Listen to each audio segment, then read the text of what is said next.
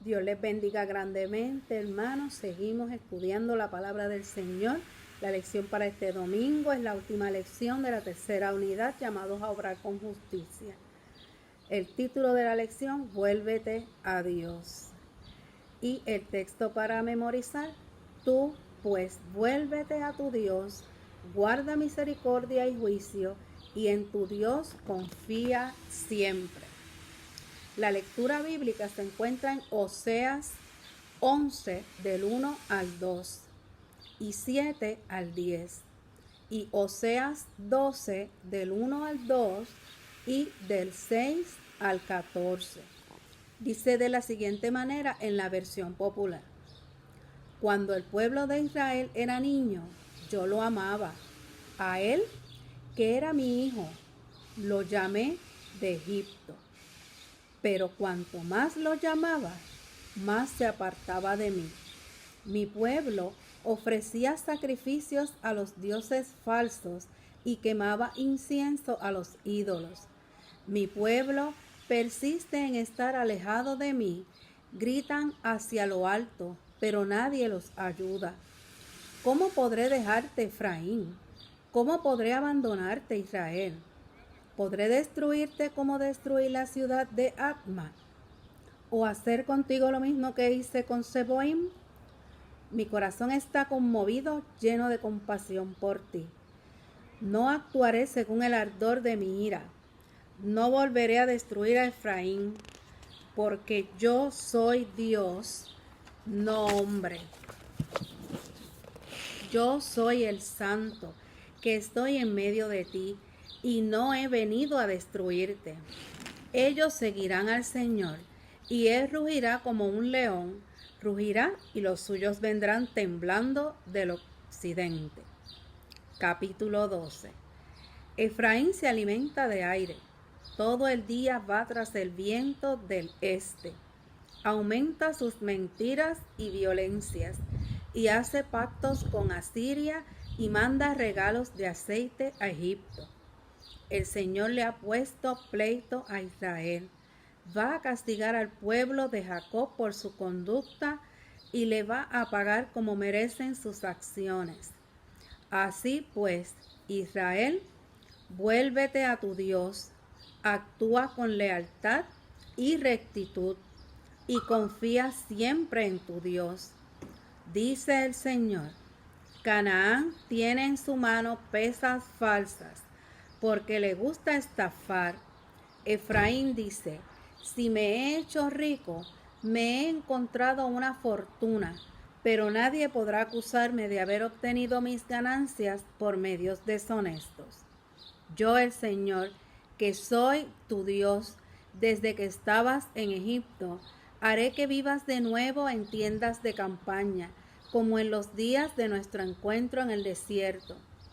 Yo hablé a los profetas y aumenté el número de sus visiones, y por medio de ellos hablé en parábolas. En Galaad hay dioses paganos, pero solo los falsos dioses. En Gilgal se ofrecen sacrificios de toros en sus altares. Son como montones de piedras entre los surcos del campo. Jacob huyó a los campos de Aram y allí, para conseguir esposa, trabajó cuidando ovejas. Por medio de un profeta, el Señor sacó de Egipto al pueblo de Israel. Por medio de un profeta cuidó de él.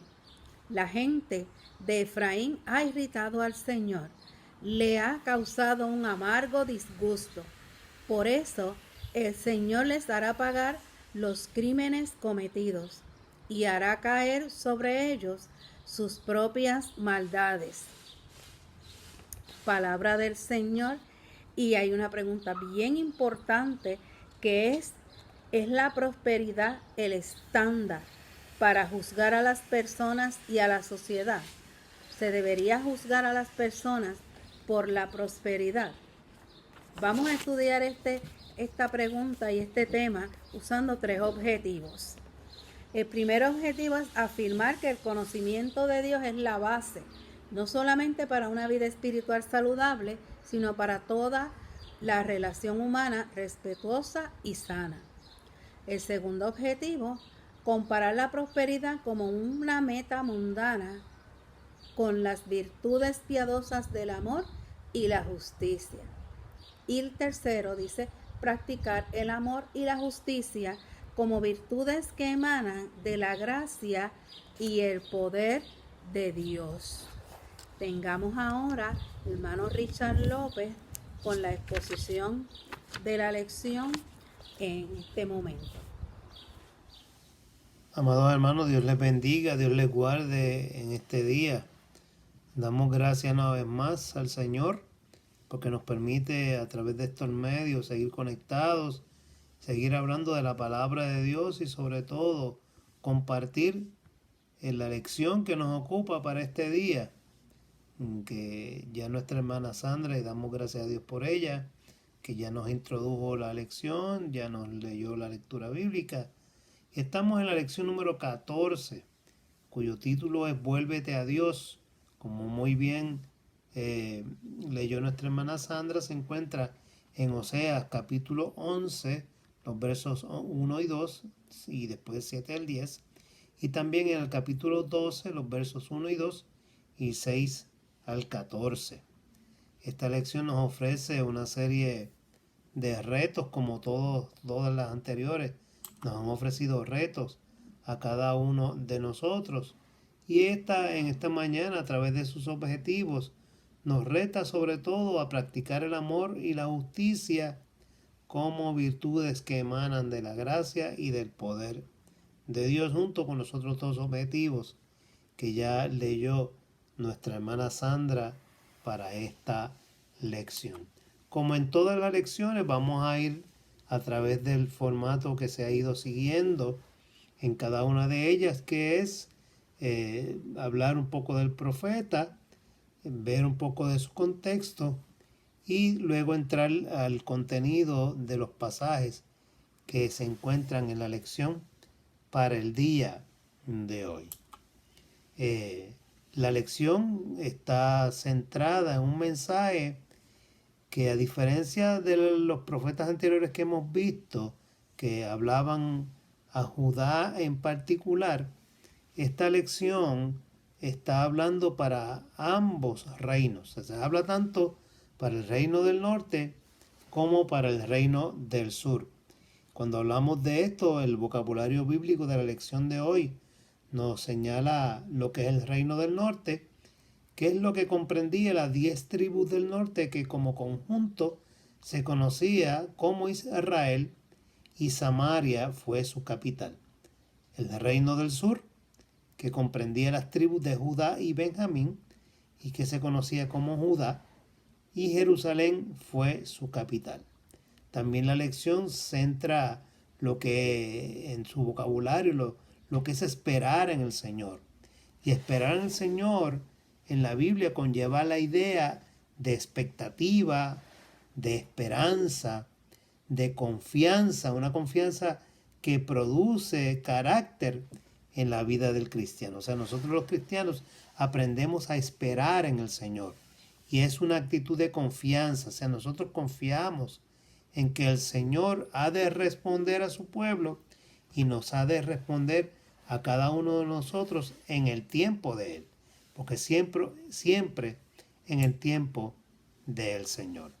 Así que vayamos a la discusión de la lección, primeramente hablando un poco de su contexto. En el título del libro que estamos viendo hoy, que es el libro del profeta Oseas, se mencionan, cuando se abre ya el capítulo 1, 4 reyes de Judá. Probablemente se presenta para, de esta manera, mirar a Oseas como contemporáneo de Isaías. Y en el capítulo 1 pues se menciona al rey Osías, al rey Jotam, al rey Acaz y el rey Ezequías, en un periodo que comprende desde el 781 a.C. hasta el 687 a.C. Pero evidentemente sabemos que Oseas no pudo prolongar su actividad profética durante tanto tiempo, sino que debió haberse concentrado en uno de esos periodos particularmente. Así que aunque el contexto de histórico en el cual la lección se desarrolla habla de estos 4 reyes, evidentemente, y a través de lo que sabemos y de los eruditos bíblicos que han estudiado y han hablado sobre este particular, el ministerio de Oseas tiene que haberse centrado principalmente cuando Israel ya estaba en su periodo de decadencia, en los últimos días del rey Jeroboam II, posiblemente antes de la invasión o hasta la invasión de Samaria. Probablemente comenzó poco después de que Amós fuera expulsado. Así que tenemos que concluir de esta manera que la profecía de Oseas se desarrolló aproximadamente entre el 745 y el 725 a.C., que son los últimos años de Jeroboam II. Ese es el contexto histórico donde se debió haber desarrollado la profecía del profeta Oseas. En cuanto al profeta Oseas, el leccionario nos da unos detalles interesantes, y es que se señala que Oseas fue el único de los 16 profetas bíblicos que lleva su nombre, que procedía del reino del norte, como hemos mencionado, y que su ministerio, su profecía, se extendió probablemente por unos 60 años. Sus contemporáneos fueron Amós, Isaías y Miqueas. Así que estos 4 profetas estuvieron profetizando más o menos para la misma época, eso cerca del siglo 8, tal vez antes de Cristo. El nombre de Oseas significa salvación, y su nombre se deriva tal vez de la palabra Yahvé, o de las palabras de ese nombre divino, ¿no? Del cual también se deriva el nombre de Josué, que fue el sucesor de Moisés, y del cual también se deriva el nombre de Jesús, nuestro Señor y nuestro Salvador. Así que ese es en cuanto al profeta, podemos dar estos detalles. Y claro, hay unos detalles importantes que vamos a ir viendo a través de la lección, de cómo este profeta es llamado y a lo que Dios le llama y lo que le pide que haga, para mostrar, o de esa manera Dios mostrar al pueblo el mensaje que quería llevarles. Otro dato importante que tenemos que señalar en esta lección es que cuando los israelitas se establecieron en Canaán, tenían una clara idea de quién era Dios, quién era Yahvé, un Dios personal, un Dios que cuida de su pueblo, que los guió en las peregrinaciones desde que salieron de Egipto por el desierto, los cuidó, los socorrió en medio de los enfrentamientos con otras tribus, cuando tuvieron que luchar por conquistar la tierra de Canaán. El pueblo reconocía, veía a ese Dios que estuvo con ellos. Pero una vez ellos conquistaron la tierra, una vez ellos se establecieron en la tierra de Canaán, comenzó el sedentarismo. O sea, comenzó como que a acostumbrarse al status quo, comenzaron a simplemente mirar la cosa diariamente como una rutina. Muchos de ellos se hicieron agricultores y comenzaron a adoptar las costumbres de los cananeos. Algo bien interesante, porque fíjense ustedes que cuando se sedentarizan y comienzan una vida más pasiva, mirando hacia alrededor, en vez de mirar y seguir mirando hacia el Dios que los había sacado de Egipto, hacia el Dios que había hecho grandes y poderosas manifestaciones en medio de ellos, comienzan a mirar las costumbres de los que estaban alrededor de ellos, los cananeos y todos los que practicaban idolatrías y practicaban cultos paganos distintos al que Dios había establecido para ellos como pueblo. Así que, como eran agricultores, comenzaron a mirar el culto a Baal. Porque Baal, que es mencionado mucho en el Antiguo Testamento, es el dios cananeo de la naturaleza y de la fertilidad. Es el señor de la lluvia y de las estaciones.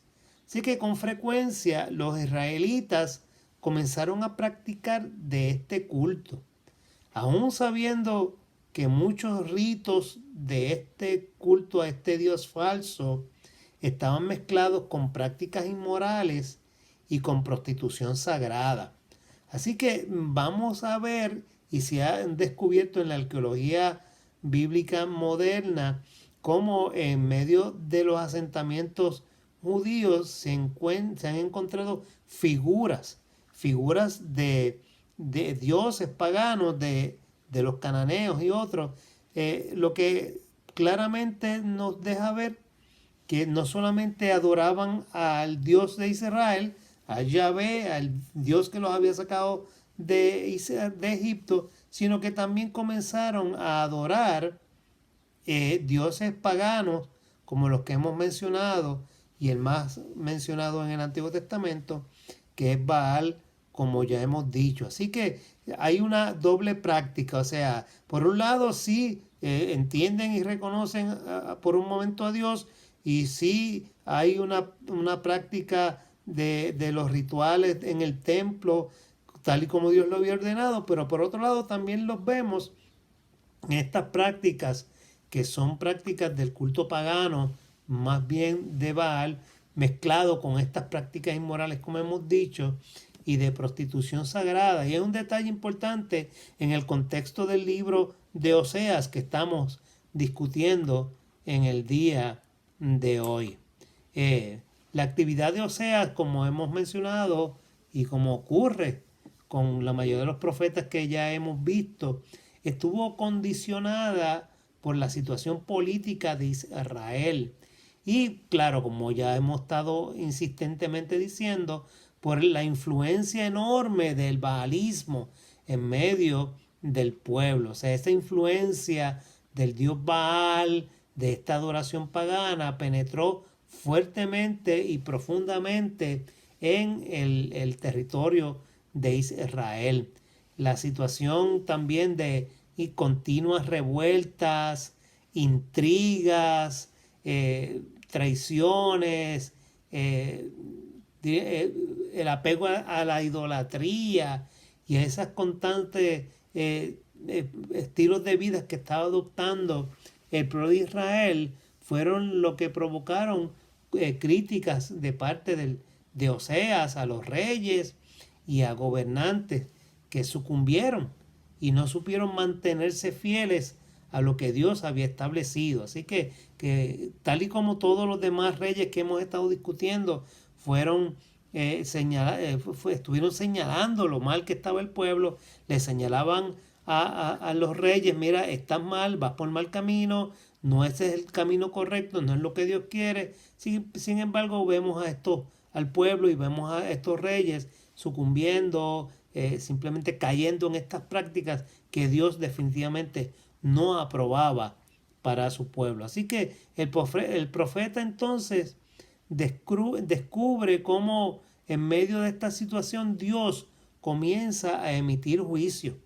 Y es un juicio punitivo de parte de Dios sobre Israel y sobre Judá. O sea, no estamos hablando que Dios los iba a tratar con docilidad y que el castigo iba a ser un castigo simplemente pequeño o una amonestación escrita, por ponerlo en esos términos. No, estamos hablando de que Dios iba a castigar con severidad la idolatría y sobre todo esa infidelidad que Israel había cometido contra Dios, habiendo claramente establecido Dios cuál era el orden correcto de las cosas, cómo Dios quería que le adorasen, habiendo establecido unos mandamientos claros, y el primero sobre todo de ellos: no tendrás dioses ajenos delante de mí, y cómo ellos fueron cayendo en esta decadencia que los llevó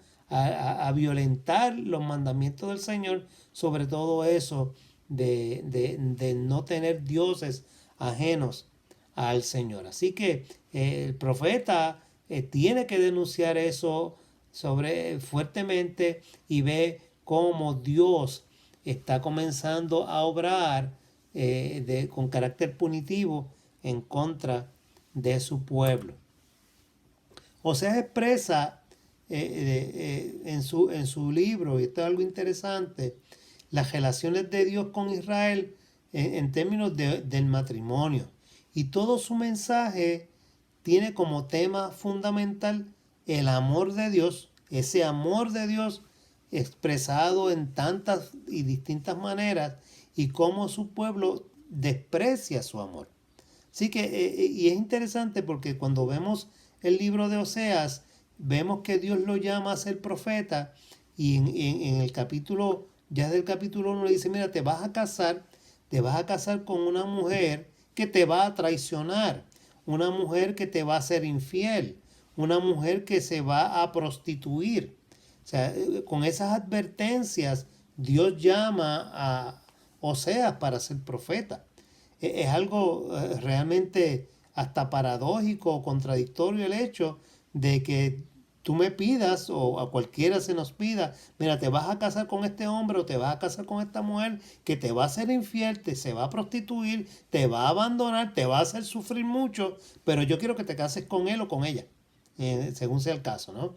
Y eso es lo que Dios quiere que hagas, y tienes que hacerlo, porque esa es parte del llamado que te estoy haciendo, para demostrar cómo yo amo al pueblo, y cómo de la misma manera, a pesar de la traición, yo sigo amando. Y tal vez hay muchos eruditos, muchos escritores que establecen que tal vez lo que narra el libro de Oseas en cuanto al matrimonio y la relación de Oseas con Gomer, su esposa, es tal vez una parábola, no necesariamente sucedió, pero hay otros que sí dicen que es histórico, y que utilizó la relación de matrimonio de Oseas para compararla con la relación entre Dios y el pueblo de Israel. Lo interesante o importante de toda esta discusión es el hecho de que Dios nos ama, y nos ama incondicionalmente, al punto que derramó su sangre en la cruz a través de su Hijo Jesucristo, por amor a cada uno de nosotros. Así que no es el amor de Dios el que se aleja de nosotros, somos nosotros los que nos alejamos del amor de Dios. Es quien desprecia el amor, somos nosotros. Dios no nos desprecia a nosotros, nosotros hemos despreciado el amor de Dios. Es el tema sobre el cual Oseas va desarrollando su profecía y su mensaje para el pueblo de Israel, lo mismo que para nosotros como iglesia del Señor. Cuando miramos ya el contenido del libro, basado en lo que estamos diciendo, vemos cómo Oseas toma por esposa a Gomer, que hemos mencionado, nombre que quiere decir término o final. O sea, y es en términos de lo que Dios le está hablando al pueblo, el nombre de Gomer, a través de él, Dios estaba por terminar su relación con el pueblo de Israel, al haber intentado sin éxito llevarles al arrepentimiento. Entre ellos se menciona en el capítulo 1, los versos del 3 al 9, que tuvieron 3 hijos, y sus nombres también son simbólicos. O sea, cada uno de ellos lleva en sí un mensaje para el pueblo de Israel. El primer nombre es Jezrael. Es el primero que nace, el primer nombre que Dios le dice: le vas a poner Jezrael.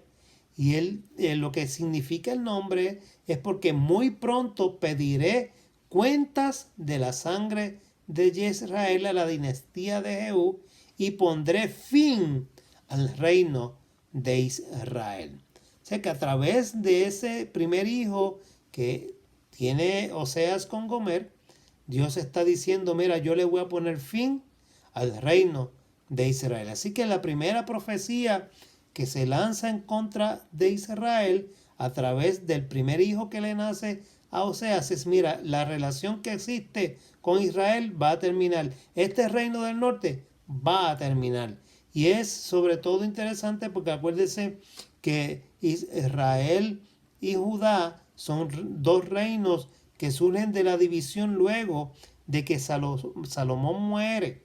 Y Roboán, el sucesor al trono, hijo de Salomón, no pudo continuar con la labor o no supo continuar con la labor que su abuelo David y su padre Salomón habían realizado en Israel. Tomó el consejo de los jóvenes en lugar de los ancianos, tomó un mal consejo y al tomar un mal consejo provocó que el reino se dividiera y de esa manera Jeroboam, una persona que nada tenía que ver con la dinastía de David, tomó el reinado hacia el norte con 10 tribus y solamente hacia el sur, como hemos dicho, Judá y Benjamín quedaron entonces en manos de Roboam, hijo de Salomón, y se constituye el reino del sur, Judá. Pero el primer reino que se aleja de Dios es el reino del norte. Precisamente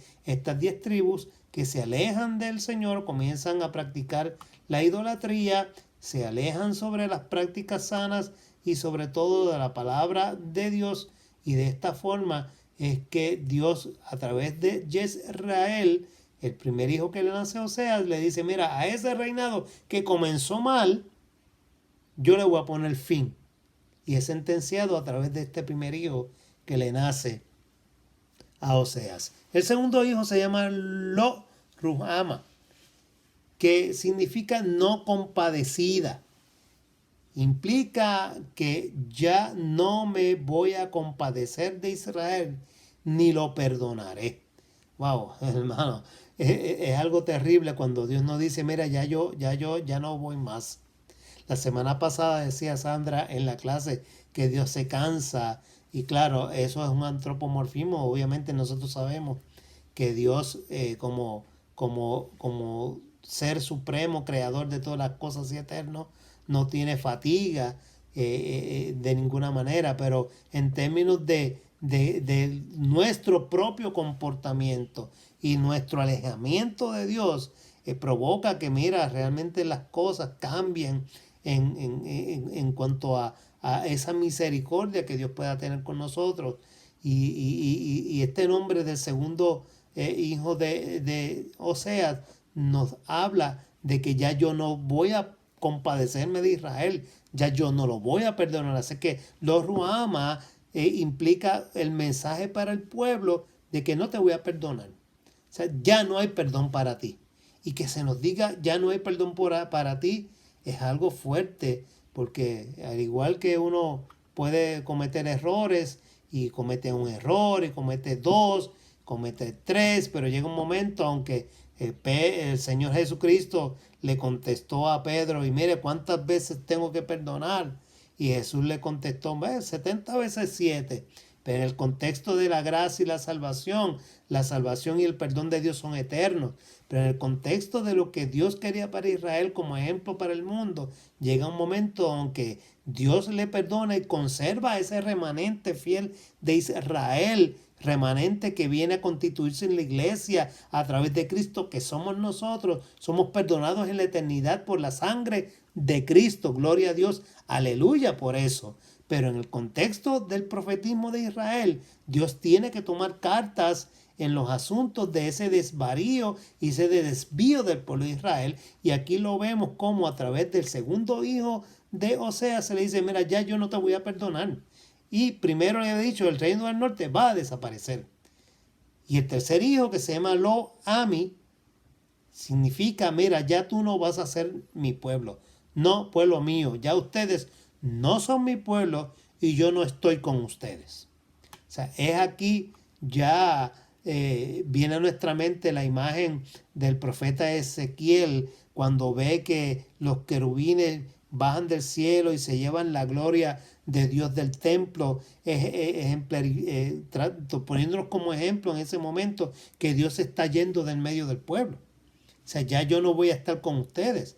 Cosa que profetiza Oseas, así que Ezequiel lo ve en su visión cuando la gloria de Dios abandona el templo y se va. O sea, estamos hablando de que Dios tiene un término para las cosas y nosotros deberíamos ser obedientes dentro de esos términos que Dios establece. Por lo tanto, Dios se va, Dios decide, ya no voy a estar con ustedes. Y eso es algo realmente fuerte y por lo tanto nosotros debemos reflexionar mucho en lo que Dios quiere de su pueblo. En el capítulo 11, los versos 1 y 2, ya estamos hablando, cuando el pueblo de Israel era niño, yo lo amaba a él, que era mi hijo, lo llamé de Egipto. Pero cuanto más lo amaba, más se apartaba de mí.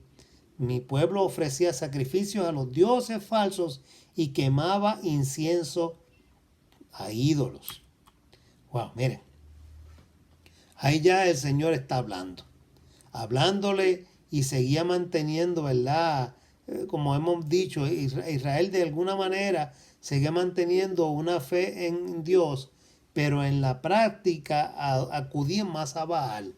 O sea, aunque decían que Dios era el Dios, ¿verdad? El Dios que le había sacado de Egipto y tenían eso presente en su historia, practicaban más esa idolatría y acudían más a Baal para pedirle buenas cosechas, para agradecerle los frutos del campo.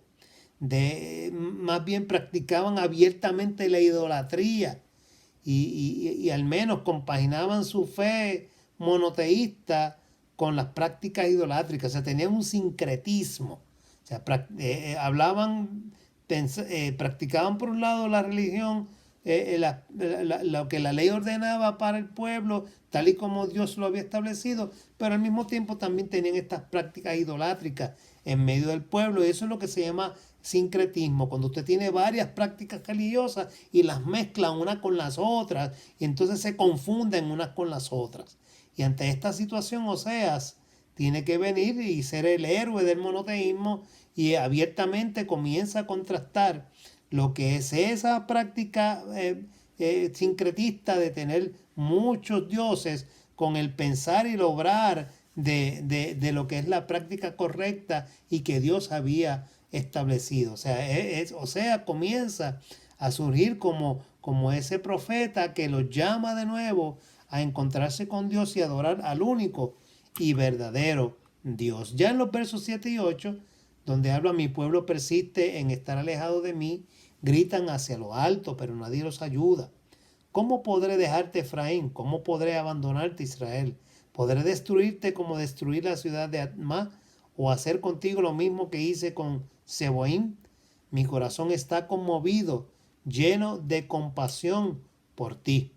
El verso 9 y 10 del capítulo 11 dice, no actuaré según el ardor de mi ira, no volveré a destruir a Efraín, porque yo soy Dios, no hombre.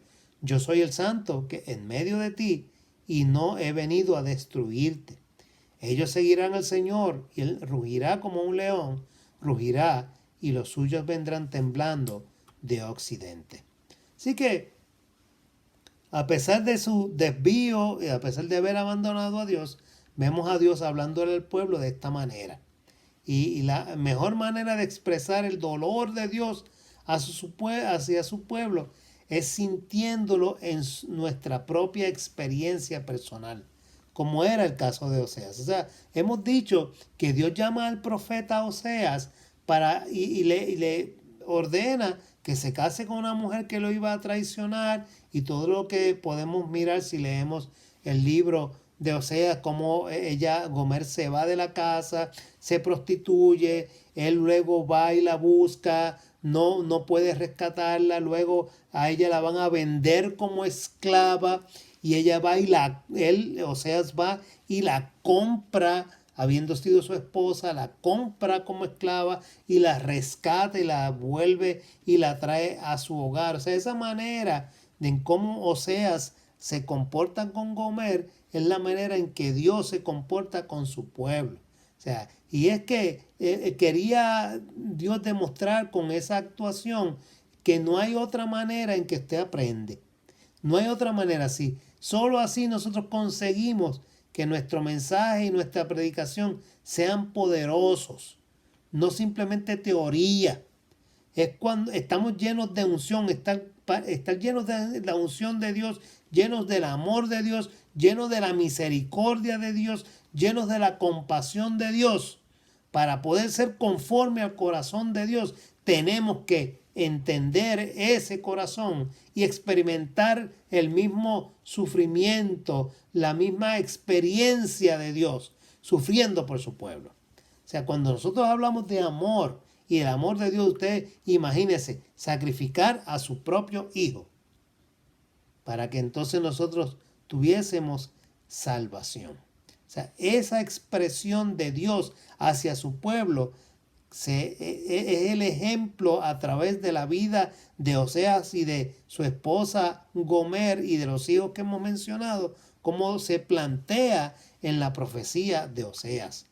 Experimentarlo en carne propia. Cuando tú lo experimentas en carne propia, experimentas la traición en carne propia y aprendes a perdonar y rescatas y vas y la buscas y la traes de nuevo al hogar y la restituyes. Así obra Dios con nosotros. O sea, nosotros traicionamos a Dios, nosotros abandonamos a Dios, pero Dios va y nos busca. Dios va y nos rescata, paga el precio y nos trae de nuevo a la casa, nos trae de nuevo al reino, nos trae de nuevo al hogar. ¡Wow! ¡Qué maravilloso es nuestro Dios! Si nosotros obráramos como nuestro Dios, si fuéramos como Él, de esta misma manera en cómo se ejemplariza y se pone de manifiesto en este libro de Oseas. La verdad es que conmueve el hecho de pensar que así es Dios con nosotros. La exhortación de Oseas, entonces, a partir de estos capítulos que estamos mencionando, son lágrimas en sus ojos. O sea, denunciar que Efraín está siendo infiel a Dios le va a recordar también cómo Gomer le había sido infiel a él mismo. Y cuando hable del amor incondicional de Dios hacia su pueblo, él mismo iba a estar pensando en el amor incondicional que él tenía por su esposa. Así que iba a hablar con pasión, porque él conocía en carne propia de lo que estaba hablando. Es la experiencia la que estaba hablando.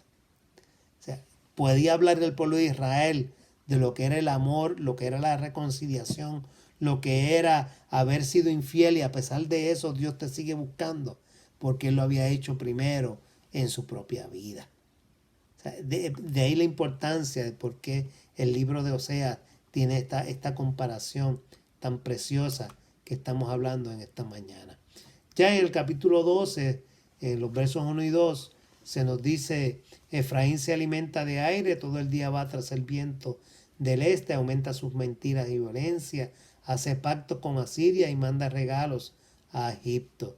Y así podemos seguir leyendo los otros versos, pero estamos viendo aquí como Oseas es un profeta que denuncia la infidelidad al Señor, presentada en este libro como adulterio, como fornicación, como infidelidad, mostrada a través del culto a los ídolos, con sus altares, sus sacrificios, las consultas a los adivinos, los cultos de fertilidad y la prostitución sagrada.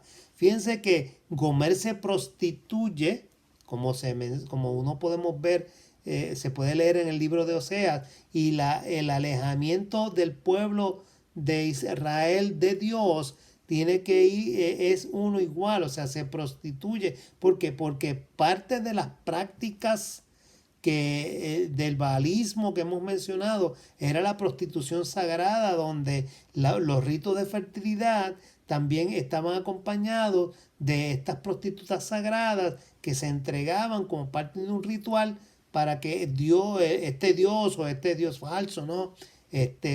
Multiplicara las cosechas en medio del pueblo. Así que todo esto se denuncia como una práctica que Israel también estaba haciendo, y por otro lado, por las alianzas políticas que Israel había hecho con Asiria y con Egipto, tratando de combatir a Babilonia, que iba en contra de ellos, trata de hacer pactos con Asiria, trata de hacer pactos con Egipto, y esos pactos, o sea, que en vez de acudir al Señor, en vez de acudir a Dios, tratan de pactar con estas naciones, que obviamente la consecuencia fue la dependencia económica, fue tributos onerosos, fue represión y finalmente deportación. Así que se equivocaron.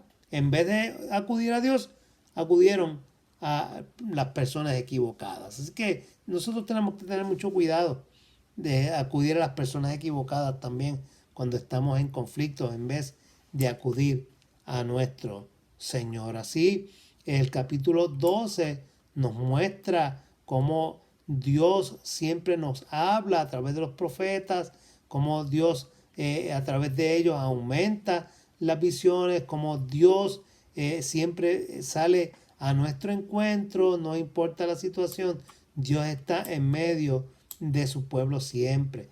Y en esta parte del libro vemos cómo Oseas sufre en su carne la infidelidad de Gomer, pasa por momentos de tristeza y de desilusión, pero de esta circunstancia personal que él vive, por las que él atraviesa como profeta, podemos aprender una lección. Yo creo que la lección más importante que nos enseña esta clase en el día de hoy, y es que a veces Dios no nos libra de las malas experiencias y permite que vivamos momentos de dolor, angustia y rechazo, para así ponernos en el lugar de Dios y entender más el corazón de nuestro Dios, más el corazón de nuestro Padre. O sea, que muchas veces las malas experiencias, miren, no son que Dios nos quiere hacer daño necesariamente.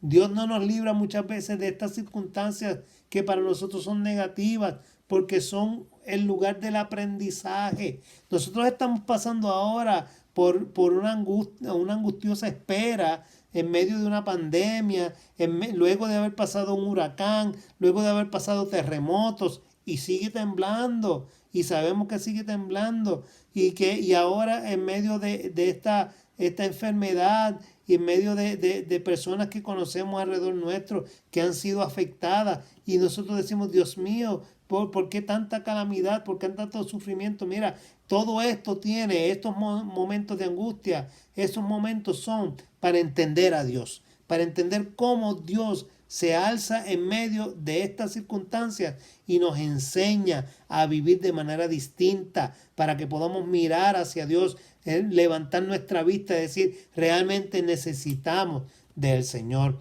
El Señor está interesado en que no solo podamos transmitir un mensaje, sino que transmitamos experiencias vivas en medio de testimonios de cómo Dios ha obrado en nuestra vida. Por lo tanto, la mejor manera de transmitir ese amor de Dios, ese amor incondicional, es cuando lo podemos aplicar a nuestra propia vida. Eso es lo que nos enseña Oseas y la situación que él vive. O sea, ese amor incondicional de Dios a través de nuestra propia vida, de nuestra experiencia. Así que cuando leemos la palabra del Señor, cuando podemos interpretar y hacer un buen uso de ella, la aplicamos de manera todavía más apasionada cuando nosotros hemos vivido. Y esas experiencias nos ayudan a transmitir el mensaje, porque Dios ha obrado de alguna manera en medio de nuestras vidas. Maravilloso. Tremendo. El mensaje de Dios siempre es uno que transforma la vida de todo aquel que ha abrazado el Evangelio como su estilo de vida, y damos gloria al Señor por esa realidad en medio de nosotros. Así que en este día quiera el Señor que podamos haber captado esta lección y que nos volvamos a Dios, que podamos volver nuestra vista hacia el Señor y que Dios se glorifique en medio de nuestras circunstancias. A Dios sea la gloria. Amén y amén. Dios te bendiga y Dios te guarde. Siga el Señor bendiciendo grandemente al hermano Richard. Gracias por esta lección. Sabemos que son lecciones directas al corazón, son retos a nuestra vida. La palabra del Señor es espada y asimismo lo reconocemos.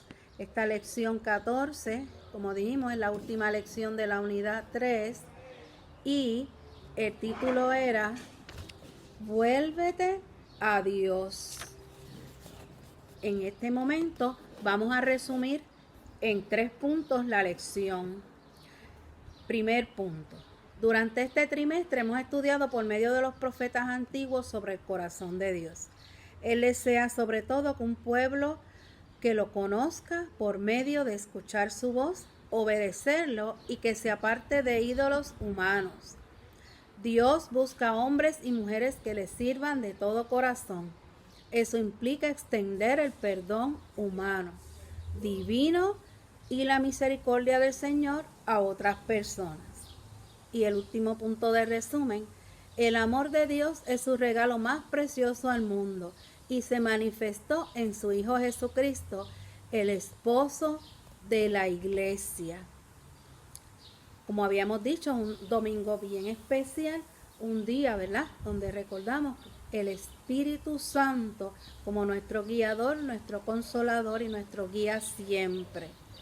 Terminemos entonces esta lección con la oración. Si tienen el leccionario, búsquenla, que la vamos a leer despacio para poderla compartir todos juntos. Dios les bendiga, ha sido un placer como siempre haberla compartido con ustedes. Dios los bendiga siempre y los guarde con salud sobre todas las cosas. Vamos a leer la oración. Señor Jesús, gracias por un amor tan profundo que diste tu vida por nosotros, aún viviendo en pecado. Tu paciencia con nosotros es más de lo que podríamos esperar. Siempre nos recibes con brazos abiertos. Queremos cada día aprender cómo agradarte y abrir nuestros oídos y nuestros corazones para escuchar tu voz siempre. En el nombre de Jesús hemos orado. Amén, amén y amén. Dios les siga bendiciendo.